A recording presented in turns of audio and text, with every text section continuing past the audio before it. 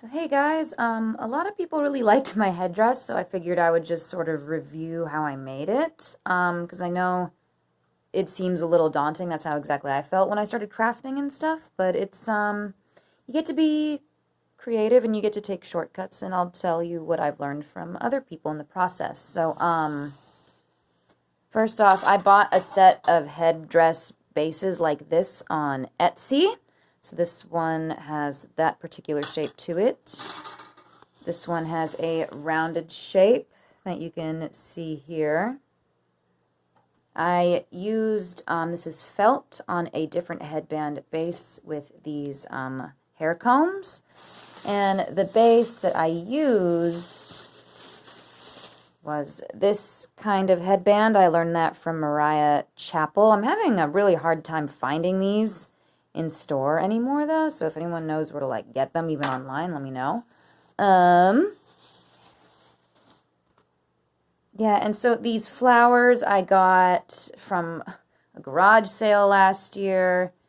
This was just bulk rhinestone fringe that I think I bought I forgot how many inches I bought of it, but yeah, I just cut it, split it in half.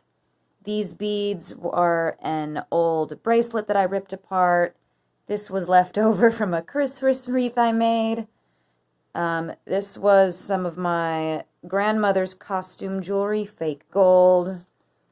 This was a pendant I got on sale at Michael's. And these are beautiful little gems that my friend Virginia gifted me. And this lace right here was from my bride-to-be bachelorette party sash that a friend of mine gifted me. So as you can see here, you can see the stems of the flowers that I glued on. And the glues I used are Gorilla Glue. Careful getting this on your fingers. I even tried to use acetone to get it off, and it takes like a day to wash off. Hot glue. Don't worry, the gun's not on. And Holy Grail E6000, which takes over 24 hours to cure. See, sometimes you might need to clip stuff in to hold it while it cures. Got a whole little thing of teeny tiny tools and jump rings in there in case I feel like I need them.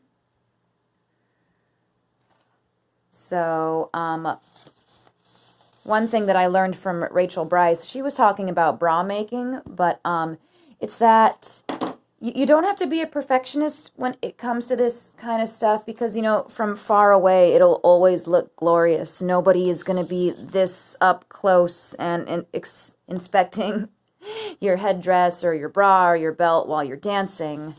So, and she even showed us one of her bras as an example. She's like, it's just a mess on the inside. And,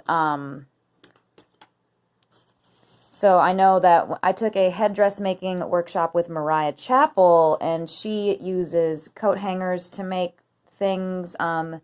This wire right here was actually an old wire from a bunch of flowers, kind of like from here, the wire on the inside of it. So I just used that.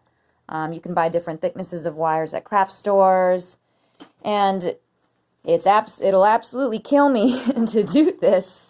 But something else I also learned from Mariah Chappell, she said, because she's just a delightful Pisces, she said sometimes you need a little Piscean chaos when you're making something. So even though it will kill me to not make this thing perfectly symmetrical, I am going to add some garnish over here, or one side or the other, to make it just a slightly asymmetrical piece. And it gives me anxiety just thinking about it, because I want it to be symmetrical, but I'm also trying to get out of my comfort zone. So those are a couple things I learned. And so with this headdress, I found some cheapo costume jewelry that I'll probably put on the corners of it. And what's great about the base is that you can just start out here and kind of like lay your things out how you want it before you even glue anything down.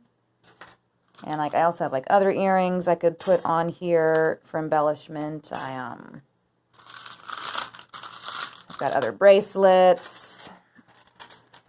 So yeah, like, I think the time-consuming part is just merely the brainstorming. I swear I sat for 2 hours and just stared at this like a week ago.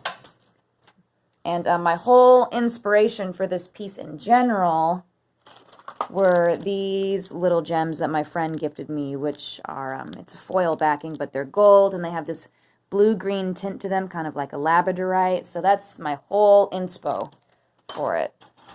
So, yeah, it's always daunting at first. I'd say the most important thing about this that I learned from Mariah is that it needs to be balanced. So at the moment, my headdress is a little forward heavy.